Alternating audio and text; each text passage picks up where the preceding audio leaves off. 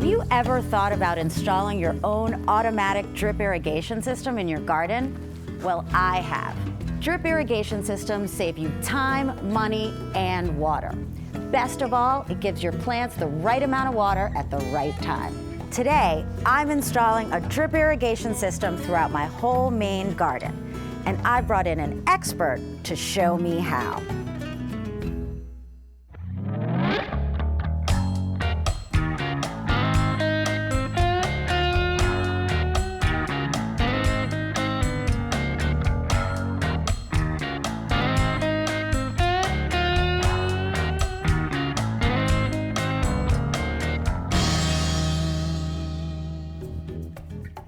We're gonna set up everything from the faucet first because we have to start there. So we've got our timer, and then we've got our filter. Okay, got the timer which goes onto the manifold.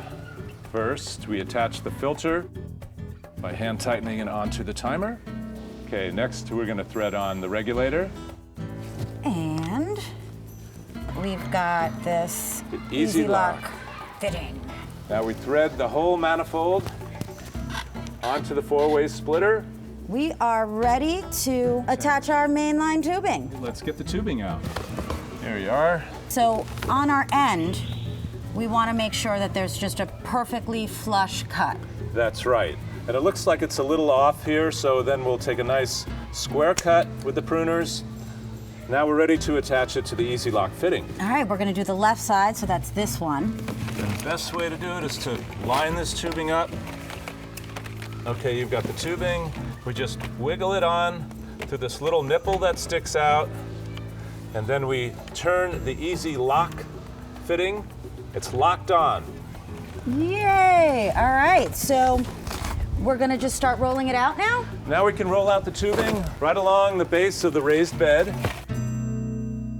Okay, well the next thing we need to do with the main line is to take it and cut it at the appropriate place so that we can attach a 90-degree fitting and come underneath these tiles and across the pathway. So I take my pruners, make a nice clean square cut, get an Easy Lock elbow. Next thing we need to do is come back with the claw end of the hammer, and we need to first lightly scrape a line right underneath the tubing to go between the pavers that you have in your pathway. This is so easy to do it this way. Now at this point, we can grab one of our U-shaped hold downs to hold the tubing in place at the beginning where it enters the pathway. Okay, good job. Thank you. You can just cover this back up with soil. Excellent. All right, so now we are gonna set up the main line for the right side of the garden. Okay. I think I'm getting the hang of this. It's gonna be nice and invisible. At this point, I think we ought to cut the tubing when we run into this first raised bed. Excellent. So now we're gonna put in our elbow. That's right.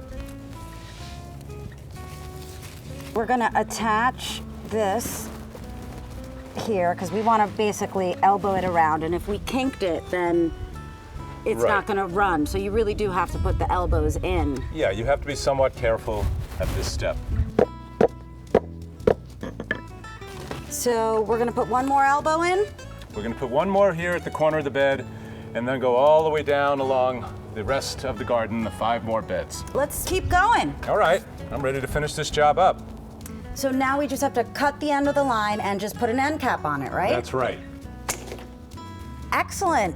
So we're just gonna go back through and we're just gonna attach the main line to these beds. Then we're gonna get to the fun part, which is our drip irrigation. I'm ready to water. All right. So you need some quarter-inch solid. Solid tubing to go up the side of the bed. Okay, we're gonna measure the distance it takes to go from the main line up the side of the bed, and then cut the quarter-inch tubing and put a transfer barb onto the end of the quarter-inch tubing. Okay, so we simply put it in the end and push it in like that. Then we're going to take our punch and we're going to make a hole in the main line. All right, so you need this, right? I've got our key punch that I'm going to use to make a hole in the main line tubing. We're in a little tight spot over here. It's the only punch that will do the job. And then simply push the transfer barb into the 1/2-inch tubing. So now we need our elbow, right? We need our 1/4-inch elbow. Put it into the 1/4-inch tubing, and it would look something like that. All right, and here are these guys. So we're going to take this 1/4-inch clamp, and we're going to tap it into the side of the bed. Put one right over here, and one after we attach a few, maybe 6 inches more of this solid 1/4-inch tubing. Okay. Now to secure it in place, we'll take another 1/4-inch clamp and give it a few taps with the hammer.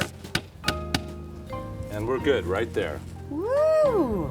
Okay, what do we do next? Next, we're going to put our VeriFlow valve, which will control the water flow going out down the end of the bed and back in this direction. Got the drip line here. Now, can you let me know what is the pattern that we're gonna basically lay this drip line out? Well, it's gonna be really simple. We're gonna have 4 straight lines running down this bed with about 1 foot separating each line. Excellent. So let me roll some out. And we have our 3-inch pull downs that are gonna keep this soaker drip line on the dirt in your bed. We put them about every 3 feet.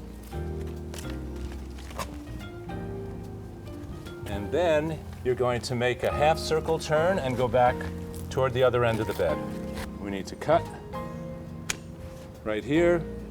And then we're going to put an end cap inside of this 1/4-inch tubing. And you take this little plug, you put it inside the end of the tubing, and you push. Okay, now we go back, and with these little staples that we have, we secure the tubing all along the way. All right, so we're installing 2 soaker drip lines into this one raised bed. Why is that? Well, your beds are about 8 feet long. Soaker drip line, which has emitters every 6 inches, only has enough water in it to go about 15 to 20 feet. So we've just run it down once and then run it back up, and now we're attaching a second one, which we're gonna run down and then back up, and then we'll have our 4 rows. Right, and that will control the other half of your garden bed. Excellent. Only 11 more to go. Okay, good job. Thanks.